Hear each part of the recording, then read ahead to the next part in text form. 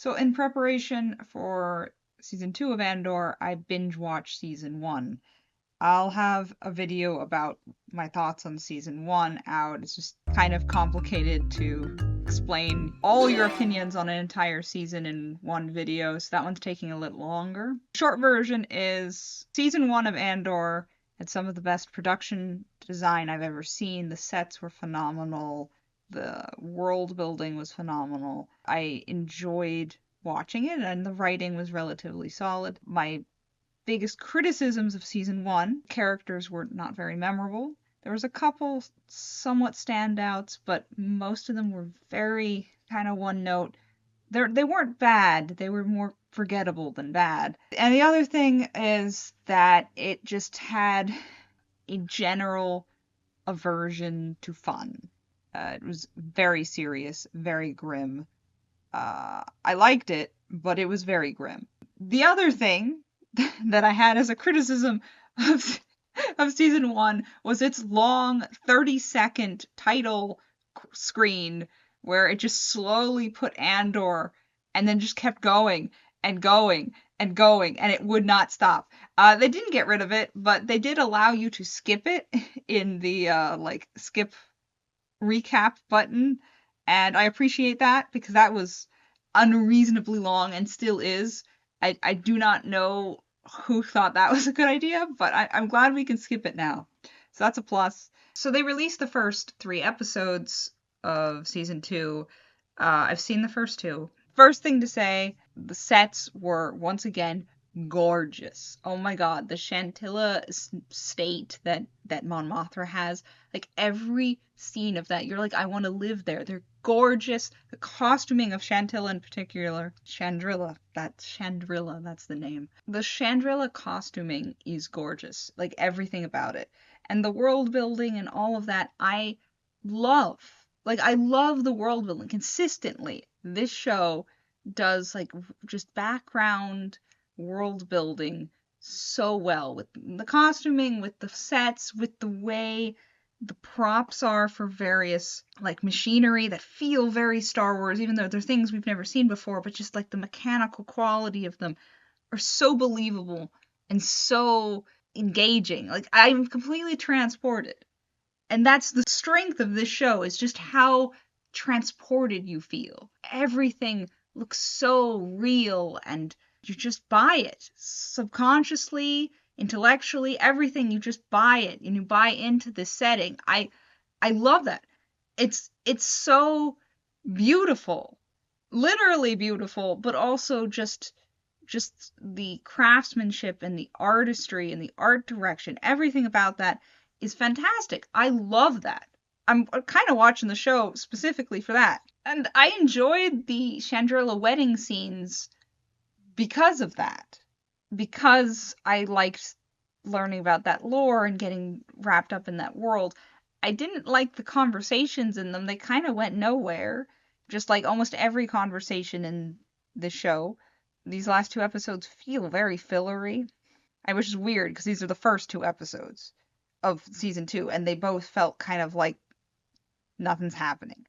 They decided to go the Game of Thrones route of having several plot lines that don't really connect to each other going on at the same time, which I will always be skeptical of, because how you cut from one to the next is always a challenge, because you need to keep that momentum and flow into the next, and it will be jarring if you go from, this jungle planet to this political dinner, if it's not like narratively connected. The first season had a bit of that, but most of them were kind of tied by like Andor, where, there's Andor's plot and then there's the antagonist that's hunting him down. So they all kind of are connected. Like Mon Mothma is connected to the guy who hires Andor. So like they kind of all feel like they're moving in the same direction. So it wasn't as bad. These first 2 seasons, it's full on Game of Thrones, where they don't feel connected. Intellectually, they are connected, you know how they're connected, but emotionally and momentum-wise, they're not. They're not. Basically, there's Andor, who has stolen some experimental ship and is trying to transport it, and then in the midst of trying to hand it off to another rebel, gets captured by two groups of other rebels that don't know that they're on the same side, and they kind of imprison him, and they're incompetent and bickering the whole time while he's imprisoned. And that's that plot. And then there's Mon Mothma, who is marrying off her Katara cosplaying daughter to some guy that they have been real cagey about introducing any character traits about. So like we have no idea about this fiance kid. I mean, we know why they're getting married because this season one, the political money problems and all that stuff. But who this kid is and whether he's a psycho or anything, we know nothing. Nothing. And they've been very cagey. They have not really introduced him at all. He's kind of in the background. You don't have a scene with him, and it feels like they're holding him back like a carrot. So whatever's going on with him better be worth the wait, because they are holding that back by a lot. But yeah, that's that plot. And then there's Andor's friends who escaped with him off of Ferrix at the end of season one, who have now like embedded themselves into this farming planet, and they're kind of hiding there. And I think his like friend got married to this local lady, and they're like mechanics in this farm, but they're not legally there. So when the Empire comes to do like an inspection, they kind of are worried and they have to hide. That's that plot. And then there's the villains.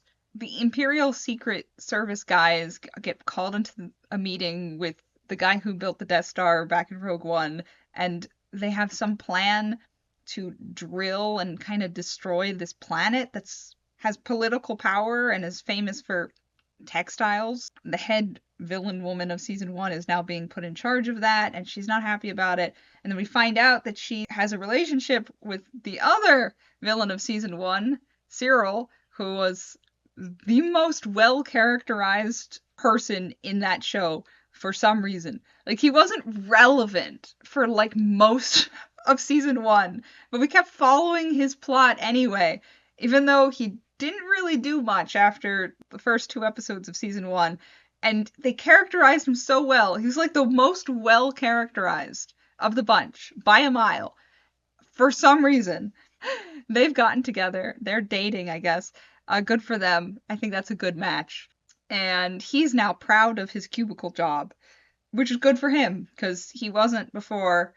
And there's like this mirror scene where in season one, he was being introduced to this job by this guy and told what to do. And then now he's the guy that's introducing newbies to the job. And he seems very proud of it. And good for him. He needs some self-worth.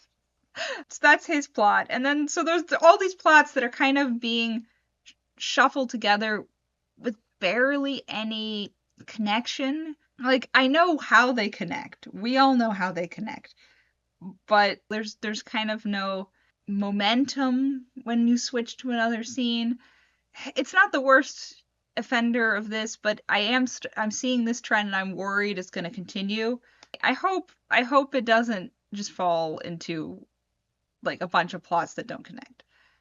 That would be unfortunate.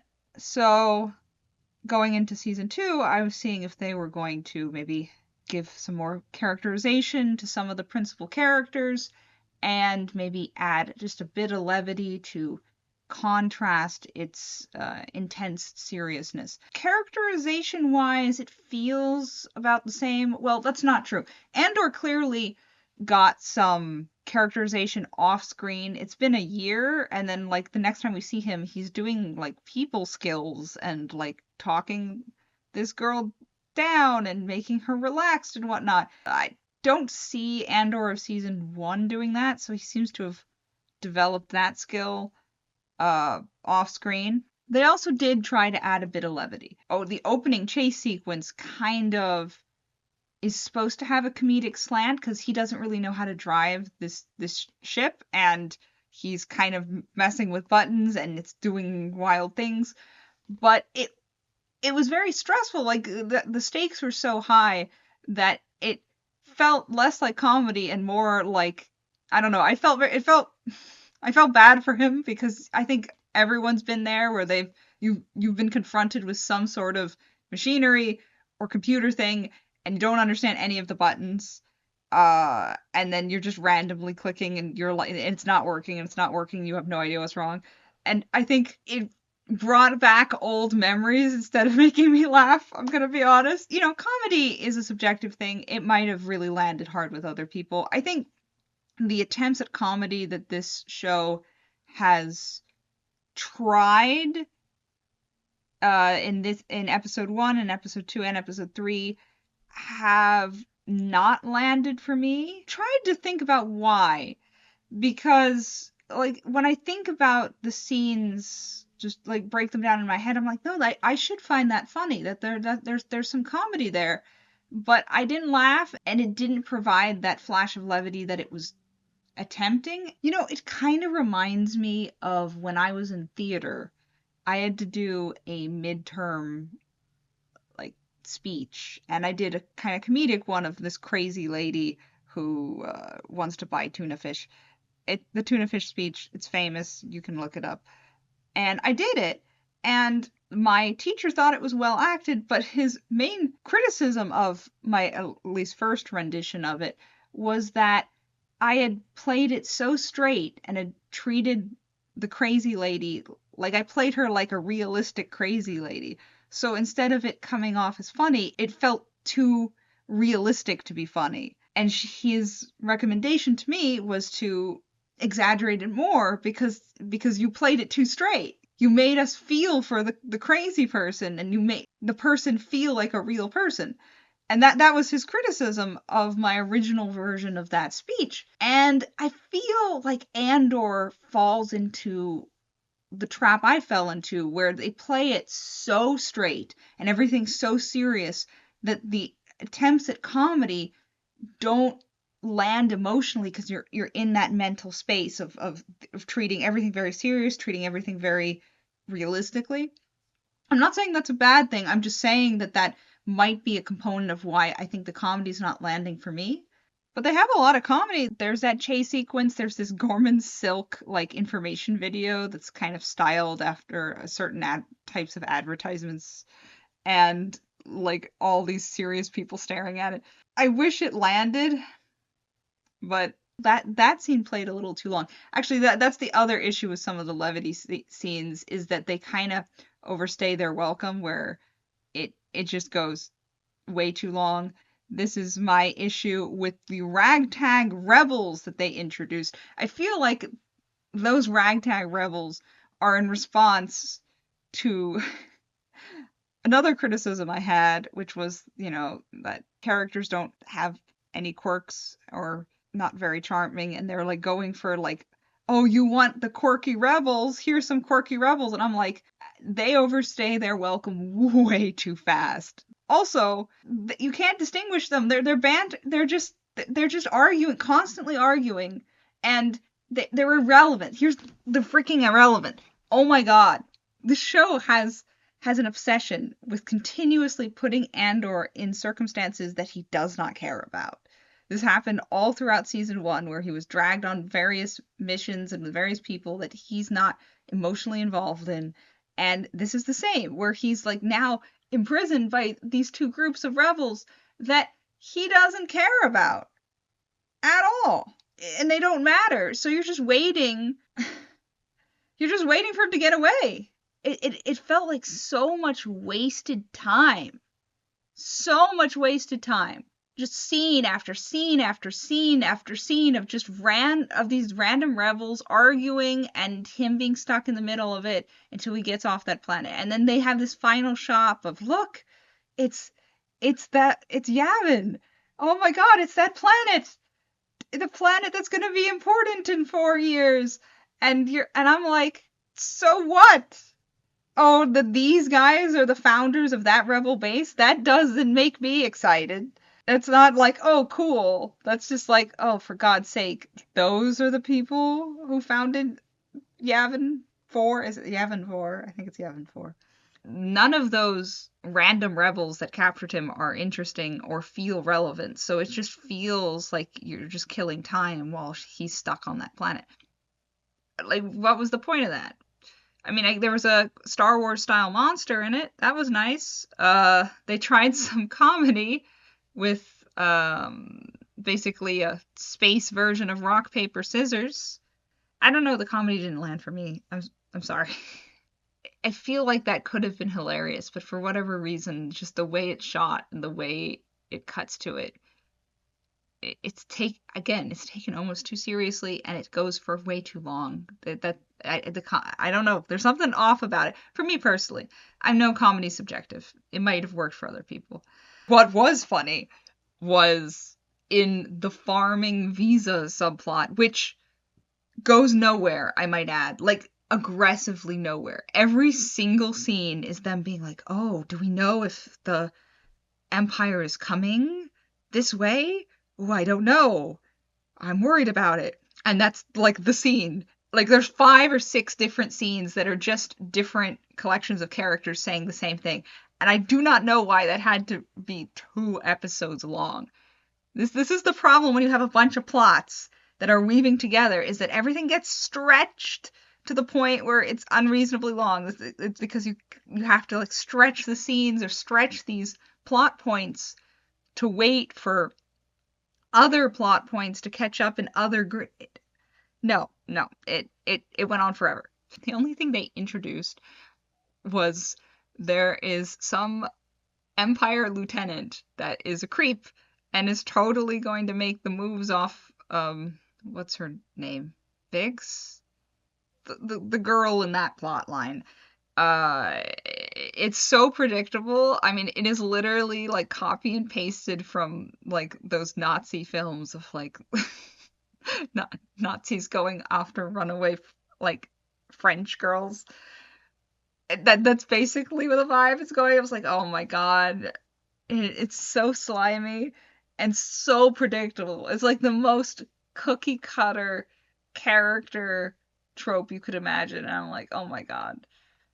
Well, you know what's happening next episode. We already know.